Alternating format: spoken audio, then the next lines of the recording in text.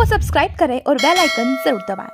काम को लेकर बयानबाजी, ठीक है, वही लोग वापस जोलागर को जाकर कुछ ऐसा बयानबाजी उस पर आपको कहते हैं। पहले तो उन्होंने कहा मैं हिंदू ही नहीं हूँ किसी इंटरव्यू में। निश्चित से आप जो कह रहे हैं वो एक चिंतनीय प्रश्न, ये चिंतनीय प्रश्न समाज के लिए और समाज के वे सारे पुरोधा जो चाहते हैं कि एक जीवन मूल्य के साथ हमारा अपना क्षेत्र रहा है, उसको लेकर सब चिंतित हैं। लेकिन कुछ लोग हैं जो आदिवासी हिंदू नहीं ऐसा कहते हैं, वो लगातार ऐसा कहते आए हैं। और ये जब एजेंडा देखते हैं, इसकी पृष्ठभूमि में जाते हैं, तो ये कैथोलिक चर्च ऑफ रांची से निकला हुआ एजेंडा है। थोड़ा इतिहास में देखते हैं तो एक पादरी जवाहरलाल नेहरू जी के टाइम में यहाँ भारत में आया था, वेरियन एल्विन, जो बाद में पद्म विभूषण से भी उन्होंने सम्मानित किया था। उस पादरी के जितने भी नैरेटिव थे, विमर्श थे, उन सभी बातों को आगे बढ़ाता हुआ ये विचार दिखता है। आपने धोलागढ़ का जो जिक्र किया, मैं आपको स्पष्ट कर देना चाहता हूँ। धोलागढ़ हमारे क्षेत्र में आस्था का केंद्र है, भगवान शिव के का केंद्र है और हम सभी के लिए आराध्य है। और बकायदा धोलागढ़ डमरू वाजे महाराज ऐसा करके पूरे क्षेत्र में हम लोग बचपन से सुनते आए हैं और ये बहुत आस्था का प्रतीक है। लेकिन कुछ लोग हैं, उन लोगों के बारे में 2-3 बातें जानना बहुत जरूरी है। पहला तो ये कि ये लोग कैथोलिक चर्च ऑफ रांची का एजेंडा दिखाते हैं। दूसरा, ये समाज को तोड़ना और बांटना चाहते हैं।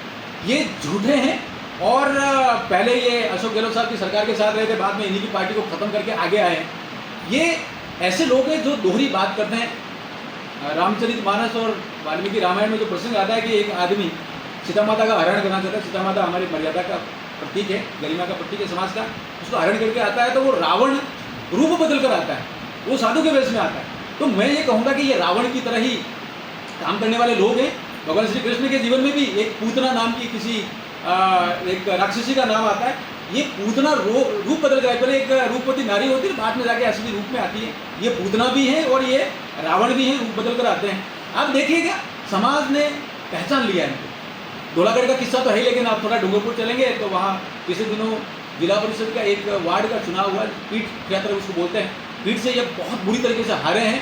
और समाज ने जागरण के साथ में ही इनकी जो चेहरा है, असली चेहरा रावण वाला, पूतना वाला, वो समझ लिया है। मैं ये कहूँगा, आग्रह करूँगा सभी सज्जन शक्ति से जो अच्छा विचार करते हैं, मिलकर रहना चाहते हैं, सामाजिक समरसता को बरकरार रहना चाहते हैं, इतिहास के वो समृद्ध मूल्यों के साथ रहना चाहते हैं, वो सभी ये सोच रहे हैं कि ये दोगले हैं, ये झूठे हैं और ये केवल राजनीति करने के लिए आए हैं।